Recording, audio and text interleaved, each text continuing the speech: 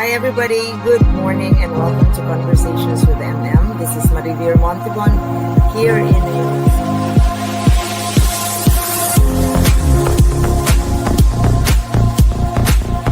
Kids, I think as long as they grow up proud of who they are, I feel like my job is done. Above all, never lose hope. Everybody knows you and every child.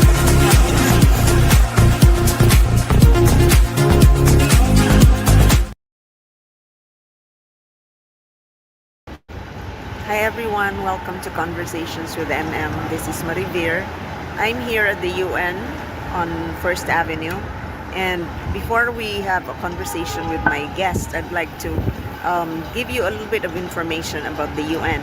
It is celebrating 80 years of age today, this year I mean, and sadly, the goals that it has defined, like zero poverty, gender equality, peace, prosperity, and all that, it's just a dismal failure, a lot of setbacks that the diplomats would say.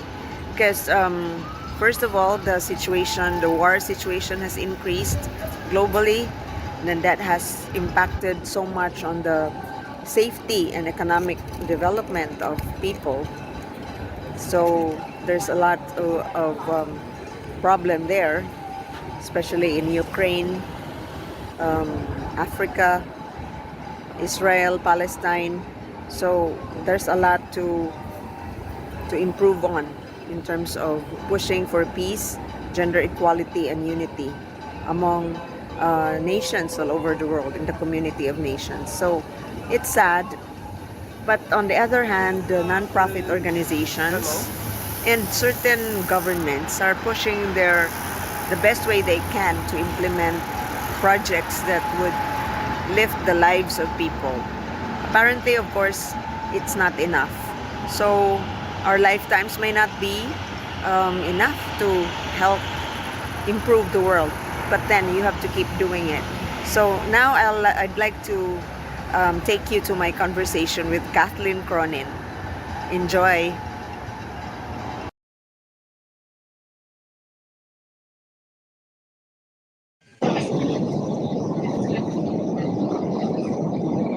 Hi everyone, welcome to Conversations with MM. Today I'm here at the UN and my guest is a wonderful woman, a woman who empowers everybody else. Her name is Kathleen Cronin. Kathleen is a global business solution strategist and an education strategist. She works for the empowerment of young women. She's an educator herself. Thank you so much for joining me, Kathleen. How are you? This opportunity, especially for the wonderful Women's Federation and the global peace effort that you do and help. And thank you so much for my nomination for 2025 Global Peace Ambassador for the Women's Federation. I can't tell you how much that makes me feel so validated Oh, and whatnot. So the reason I'm here today is, one, I was sitting outside the UN and you found me. I know. It's And then amazing. you It's said, meant to be. Let's take the session. So here we are. Amazing. Thank you so much for readily accepting my invitation. I also really needed a weekly podcast content. So you're the best. Oh, It's all like very aligned universally, right? oh, absolutely. And now we're here in this garden. So, ladies and gentlemen, Kathleen and I are together as peace ambassadors for representing Women's Federation for World Peace. And we met each other just a while ago at the gate of the United Nations headquarters here in New York. But Kathleen, tell me about what's keeping you busy this week. For there are a lot of activities because it's September and the UN is alive and the state leaders are here. What are you in particularly busy with today, these days? So right now, this is the build-up to UNGA 80, United Nations General Assembly 80, Mm-hmm. in 2025. So this week, they're building up. In the last 2 weeks, they've been building up more so on getting things ready for the diplomats, the delegates, the presidents of the nations to arrive, Mm-hmm. and people like me and Mirabar that have the NGO pass will not get in unless you have the special pass. So meanwhile, what do I do and how do I connect to this? I originally started connecting because of an African NGO, and they made me a program ambassador to connect them to education, students, and internships. I was doing that through Ramapo College of New Jersey and the SBDC. And since then, and the government cutbacks, I have now focused on private sector opportunities instead. Mhm. And that means now I'm looking to build more programs with Women's Federation. The organization I'm with right now is called the U.S. Africa Trade and Business Network Hub. And we're focusing on 2 events we're having for UNGA. And that is this Saturday at the Mhm. Africa Center in East Harlem from 10 to 4. And it's at the very end of what they call Museum Mile, the end of Fifth Avenue where it meets East Harlem. And the African Uh-huh. Center is right there. And that's where we'll be. And we have lots of tables of vendors of African food, culture, music, all kinds The of whole things. day? 10 to 4. Awesome. And it's So what is the group going to showcase? they're going to focus on food, culture, entertainment, products from Africa, and anything that you need to know about Africa. I'm meeting African people, and they'll be dressed in their cultural costumes. I'm invited my interns that I have around Ramapo College who are still with me, all 9 of them, and they're going to help join to help us out. And Monday there's another event. Mhm. But on Saturday, it's free to attend. So it's called the African Diaspora Market. And I will be there with the Chat Cafe. And I'm going to Uh-huh. convert it into the Afra Cafe. That means Uh-huh. when people are coming into the event, they can talk to us about why they're there and who they are. Because there are people that come to events Uh-huh. that they're never focused on. There might be a business looking for something particular, just like networking. But this way we have a cafe. We'll have somebody else working with us that's inviting me to an event tomorrow. What will the cafe provide? It'll focus on the question you have of how to start up, next stage, how to do business with Africa or beyond, or even Ireland now, because I can help in Ireland, I get to make Uh-huh. that connection. But basically, and then Africans looking to do business here in the United States. And what is the one thing we have all in common? Funding. How do you get the funding and how do you get the help people to help you? So Uh-huh. I'm becoming more of a catalyst of how to make that connection, like the wheel and spoke. So Yes, basically, wow. I have a lot of students that are interested, that are international trade and business students. And not just that, it could be medical, any background. And basically what I do is I talk to the students, I figure out where they're at. And if I can transfer their skills into something different from business to international business, international trade to trade finance, which I'm doing right now, that happens. I actually have a student I was working with that was just in international business, and she's now interning at the UN right now. Took about Wow. a year, but it was because her skills were transferred from international business into HR. So that's very proactive of you. Like it's an active kind of help for the young people, put them in the jobs that they have been trained for or are more Yeah. inclined to, right? Right, transferable skills. They're Yeah. really hot right now. And so because that's what education system needs to make it really proactive, place the correct people into the correct industries. Right. So I'm certified Montessori preschool elementary teacher. Mhm. I was an ESL instructor at Bird Community College and outreach and community program developer for 15 years. Mhm. And then I fell into the SBDC, Small Business Development Center, because of Hurricane Sandy. And Uh-huh. they baptized me by fire because they needed a teacher or someone who would talk to walls and charm rocks and talk to anybody to help figure out why they weren't getting EDA loans. So Uh-huh. I learned all about the structure of small business, now Uh-huh. into international trade, so I can help people. So what is the bonus here? The information I have, how do I disseminate, how do I connect? Yeah. I found out being in the office and at college, it was students who needed internships. So I started matching them to small businesses, and then the chamber started calling, and I helped chambers get students into their chambers into small businesses. Now I got one into the UN for sure. Uh-huh. Now I want to do more. So now I want to help the NGOs that I'm attached to, Women's Federation, US Africa, and also the other one called AHWE, African Heritage Women Entrepreneurs Education. My Lovely question is, people. my question is it different when you deal with the African youth compared to the American youth? Or Yeah. is there same?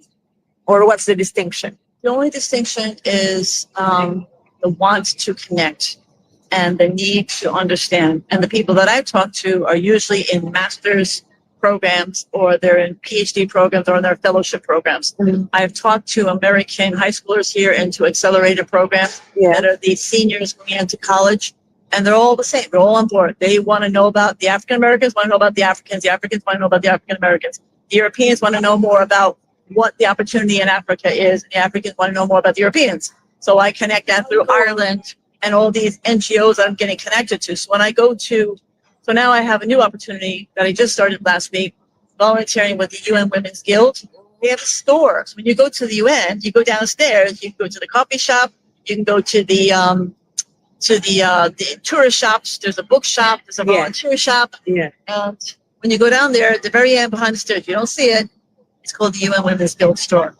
Anything that is bought there is donated to women and children, and it's right behind the stairs, so it's a little hidden. So my mission now is to help give more visibility to that store, because I have a retail buyer background and retail and everything you can name in any bucket for 15 years before I got into school. You have conquered the UN. Well, it's sort of like something that I've always wanted to fit somewhere, and it was a hard fit for anywhere I went. And I was always either too big for something, or we don't do that, or whatever. And I said, okay. But what was the one thing that connected everything? It was students. And I love students more than anything, because you are the ones that makes the world go around. And they're the hope of the future. They are the future. And then we have the ones right now that are building opportunities, ones that are getting out of college, that are not getting jobs. How do we help that? So basically, through me, I'm finding out what is the opportunity. That is volunteering. Now, there are unpaid and paid. There are ones that are unpaid that get credit for your classroom, that get credit. Instead of writing a paper, maybe you can do some volunteering work.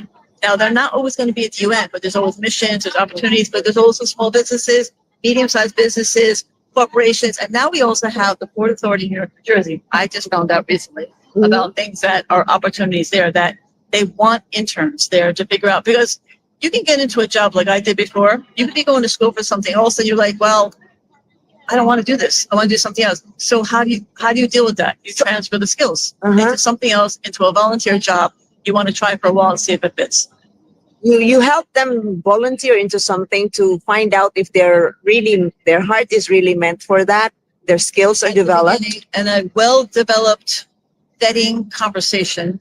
And I talked to at least 5 times. But this is not part of the educational system, right?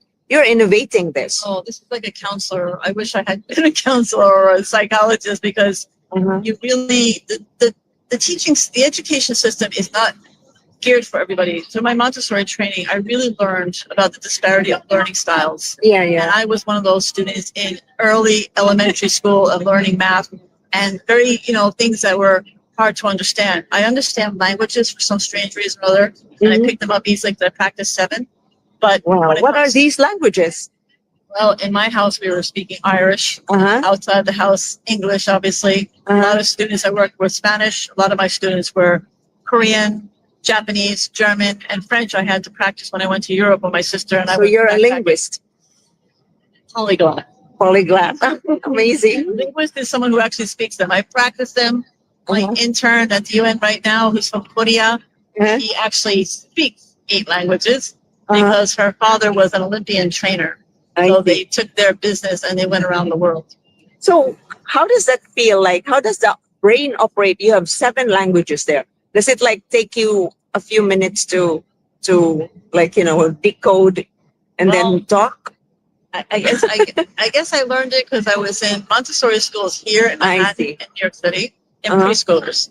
And they would start talking their language, and I didn't know what they said. And they would all ask me how to say hello to them in their languages. But I would say, to the Japanese, I'd say, konnichiwa, and they, arigatou gozaimasu, and next the Russians oh, you need to speak Russian from a 4-year-old. And I said, how do you say that? And I said, привет, спасибо. And then you learn different things. So you learn from the students. Amazing. Not people. And coworkers. Coworkers, I learned Spanish. And then you learn your coworkers, you learn the dirty Spanish first. Of course, which is always fun. But now we do educational business negocios now. And basically what I do is when I teach a class and I have international students, I always ask the first question, where are you from? And I greet them, every single one of them, in their language, hello. Wow. And then I find out in the first paper they write, You're a teacher comfortable to be with. oh, I love it. I love it. If Uh-huh. I'm in a room full of students, I can talk. I won't Mhm. talk too long. I'll just make points. But if I'm in a room full of delegates and diplomats, I'm like, I be careful how I talk with students. I know Yeah. they're comfortable, but it's easy. Like, I just make them feel comfortable, and then we'll start the first paper called "Who Am I?" And Uh-huh. that means who are you? Where are you from? So that's your first Assignment. assignment. So you understand who they are, right? And they understand who they are. And they then understand that I care and I Uh-huh. want to know more about them, and they're not just a number. My goodness. So you're a very good teacher. Oh. Your students say. You don't want to say. Well, my student, I'll tell you about this. If I was a bad teacher, my Facebook would be over 5,000. My Twitter wouldn't be over 5,000. All right. And my LinkedIn is like 3,000 or 4,000. And I'm not bragging. I'm just saying, because what happens is these preschoolers I met 20 years ago Yeah, they are still now go back. adults. Yeah. And now they see me on the LinkedIn and say, hey, teacher, I was in your class 10 years ago. I'm like, And would you remember? it depends if Uh-huh. who they are. It depends. Some of them, mostly. But Uh-huh. then they'll say, I see you're in international trade. I'm like, well, I'm not in international trade, but I can teach it to you. I can give you intro to international trade, intro to SDGs. I can give you a lot of basic information, and I'll talk to you and find out what is it you need. And then you tell me what you need, and I start making the connections. Uh-huh. Or I tell you what not to do. So I did that in franchising 2 weeks ago. I got put on a stage at a franchising expo at Uh-huh. American Dream in New Jersey. Uh-huh. And I wasn't really that comfortable. But the students, the clients in the audience are asking questions. It went like this. I'm like, okay, I'm going to turn this into a classroom. Do you know that it went so well? The franchise company said, we want you to come back and you do that again. Franchising 101 classroom. Oh, wow. Because they like that they're They able need to it. talk. Yeah. They want to ask questions. They don't like this. You're just Uh-huh. talking to people. It's good to have conversation with the young ones, right? It was a combination of everybody. I'm Mhm. talking about people that were young all the way to people that were up to their 80s. They really liked it because they got to interact. Yeah. So your style of, consulting and matching them, it's really like appropriate for this time, because you can't do blanket graduation. Everybody finishes this course, but cannot be accepted in the labor force or in the industry, right? Labor So force is you frustrating really need to right be now. very specialized when Right. you deal with the young graduates. Right, because they're expecting jobs right now in their area, and they're expecting to get paid big time. And by the time Yeah. they graduate, they're worth it. But the problem is the economy is not that good right now. Yeah, So yeah. you would either transfer your skills to something right now, Mhm. temporary. You're just going to do it for a year or so. Uh-huh. And then you're going to build the skills. Then you can say you have experience. Now, what do you do next in between for side hustles? Let's say you need something more. That's a good strategy you're sharing. I've lived it. And the students that I've worked with before, that I used to get a lot of international students in my classes that were in the visa scholarship program, and they were smart about when they got in, they didn't have money to eat. So I used to get them, don't tell anybody, cash jobs in dog walking and babysitting. Including that. And then we would just help them get by, or else Yeah. I would find a way to get them. So, and then they would develop their skills and opportunities. Students need to do something different, and that is building online incubators, helping each other students with other businesses. Uh-huh. There are several student businesses that have done really, really well, that all started because students came together because of the economy. And that's what we need to do now. Is now we need to help each other figure out what our skills are. And the person I find that Yeah. really annoys you, it's not the communication style, it's the one who's more competitive, the one that you kind of really don't like. Uh-huh. That is the one you need to look at. That's the guy who's going to make the most money eventually, or he'll end up Oh. in jail. Who knows? But at the same time, mostly they're the ones that are most successful. And the reason why people may not like them is probably their communication style, but they know what they're doing. Uh-huh. And they understand how things work in the structure, where we're kind of learning how to get in, to make our mold, to make our mark, to get in. Uh-huh. And once you get out there and you're in the hustle, it is so different. It's a different world. That's why Yeah. a lot of people come to me, because they're like, Kat, it's really hard. My boss is horrible. I'm like, okay, you can't look at it that way.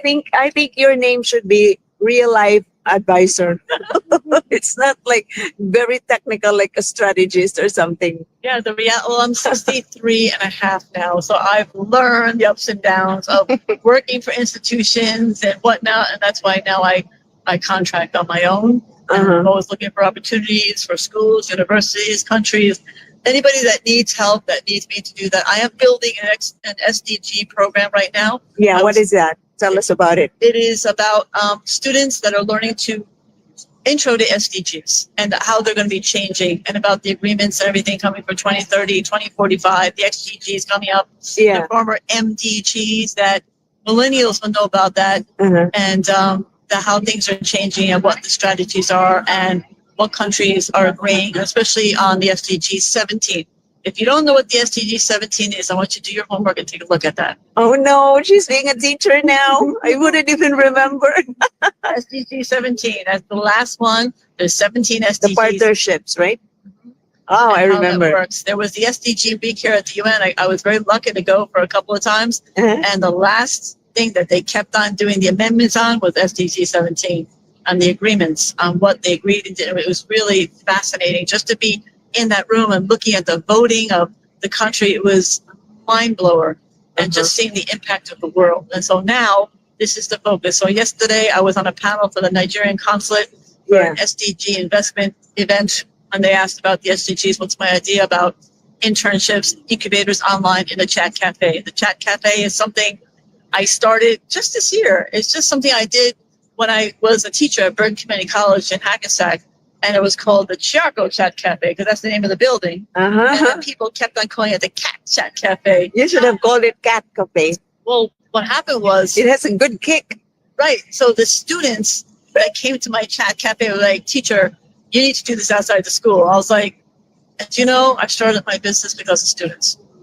Amazing. Did really well. I had to close it during the pandemic, right? And then I lost my job at the college. And 3 weeks later, Ramapo College, New Jersey hired me full-time because they needed help with their students and the SDGs. The students and the businesses and of Bergen County, New Jersey. So it was really a tough time for everybody. So we did that for 2.5 years.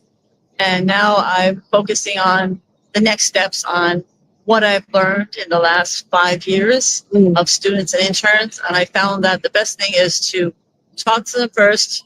You can focus on what you graduated in, but just remember your new skills are what's going to bring you forward. And that can go into any job, and you can mutate into something new. And you have to understand the basic thing, which is the minutia of how everything works together and how they become tangible. And anything can adapt into the SDGs. We have no choice. We have to do it. Because if we don't agree, then the world is not going to work very well if we don't have sustainability rules. Amazing. So tell me about your next steps for the project. I know you're doing a lot, but specific to the Nigerian group. So the Nigerian and the African groups. The African groups right now are asking me to help create platforms, and I'm focusing on students and internships that lead to job development. And what do I mean by that? There are a lot of businesses that don't know how to ask for help, and they don't want to go through the traditional role of DOL, Department of Labor, or that kind of thing. They want to go through the schools. But then when they go through the schools, there's job development. They don't know where to go or who to ask. Even in CUNY, they don't know how to ask. So what I'm doing is I'm trying to put it out there, like the hub and spoke, like the SDG, the hub and spoke, to be the central person to help you understand, like, what skills are needed, or how your skills work here, or how you can transfer them into something. And then people will come to me and figure out what they need to do. They also want me to develop a program on intro to SDGs and developing their education program for there and Argentina. Wow. And then tomorrow I'll be on a panel speaking for Microsoft. We have our event on Saturday. And then Monday we have at the beginning of UNGA, U.S. Africa Trade and Business Network for minerals and investments at 320 Park Avenue, which is the former home of the Irish Consulate of New York. And now we're going to be in that building on Monday. And then we have other events during UNGA now, since you have to have a special pass to get into the UN for the next 2 weeks. So I only have NGO pass, which is that, but you have to have another pass. So meanwhile, there's these other things called There are many activities going outside the UN building, so that's still a lot of vigor and promise. A lot of vigor, a lot of promise, and we also call them side events. But how do you get to the side events? So what you do is you just Google UN side events 2025, UNGA. You're a coach indeed. This way, You never said that to us. I was sitting outside the UN because I couldn't get in because they had my second pass, because today was the first day that they did the lockdown. For Yeah. And I was supposed to be running the store today, but it's okay. And Mirabar just walked by. She said, "Hello, Kat." I'm like, "Okay, this is kismet. God sent this angel who's recording me now." Oh my goodness. Yeah. And I need that too. I need your good news for people to know, and especially young people, and how they should navigate life, because it's kind of tough for them. I mean, for the young people now, I can imagine their age and my age is like, I was hopeful, Kat, after I graduate. Right. The young people now, like, they seem to have some negativity and anxiety. Do you deal with that too when you Yeah. talk to them when I they actually want to be had matched? that issue when I had students coming to me upset Yeah. because of whatever reasons. And I just said, "Okay, what's the problem? Find out what the problem is first." And then I said, "Okay, and how's school going?" "Fine, no problem." Not family or friend issues. It was work issues Oh. or dealing with somebody at work that was turning them off and they wanted to get another job. And I was trying to help them figure out how to understand what went wrong with the communication. I have been there, and Wow. I would help. So, and what I did instead is I introduced them to. I said, "Well, okay, I know someone who needs someone in their job." I said, "Let me find out." So there was this one job in particular that a lot of people. So the adults that lost their jobs Yeah. didn't want the job, right? But it paid well. They just didn't want to do it. I gave it to a student. They hired her full time. They were so happy. I'm like, "Okay, students from now on. That's it." Because I just know students, they want to learn. Because sometimes you'll get a job and you'll be like, "Oh, I don't want that." Adults will be like, "I don't want to do that because I've already done that." I'm like, "Okay." So it's like really more promising for the young ones who want to learn, and that attitude alone will bring them. Right. And you far. can be in it for a year. You can be in it. Like, I wouldn't want anybody to go in for 3 weeks to train and say, "They don't like it. They don't like it." Yeah. I want you to tell me the first day you get in there if you feel it's not going to fit. And we'll talk about it and figure out why. Because nobody talks to you about your job when you start except your family. And you need somebody who's going to like say, "Okay, why am I thinking this way? How do we make it better? Or how do we change our way of thinking?" And it's only through this positive way of thinking that eventually you'll be able to get past it and move through it. I have done that many times. And the only reason I did it is through the grace of God to help me figure it out.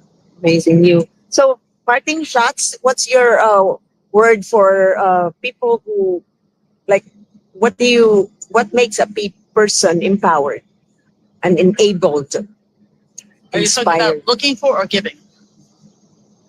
Your advice for empowering To empower yourself. somebody? Yeah. So look for the good side, the good things. A lot of people look at the negative. Stop being on your phone all day long, and don't get stuck on social media. You can do socials, but just limit yourself to 30 minutes a day, and try not to stay on the phone and make your life the phone. Because what happens is you get into a tunnel and you're fixated, and then you think the world is that bubble. It's not. Once you start walking around a place like this, the UN, you realize how much you're missing.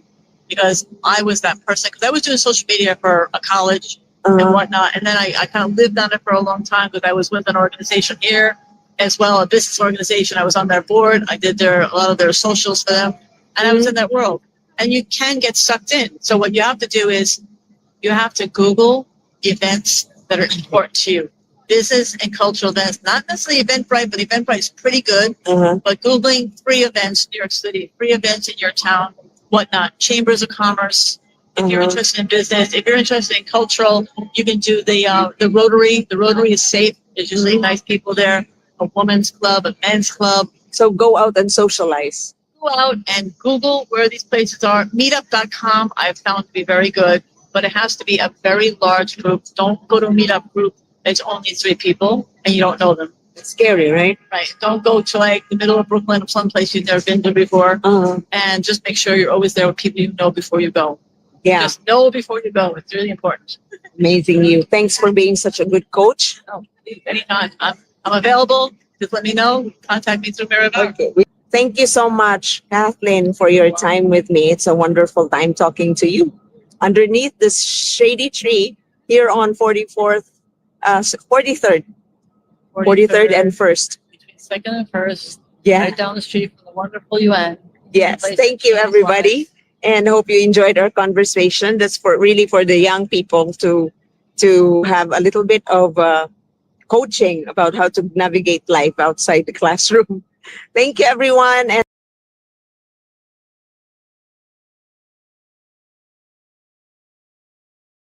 Okay, so that was my interview with Kathleen Cronin. I hope you enjoyed it. Thank you so much for watching. Take care of yourselves and take care of each other. I'm here at the UN headquarters, really the front side of the building. Bye for now. Enjoy, everyone.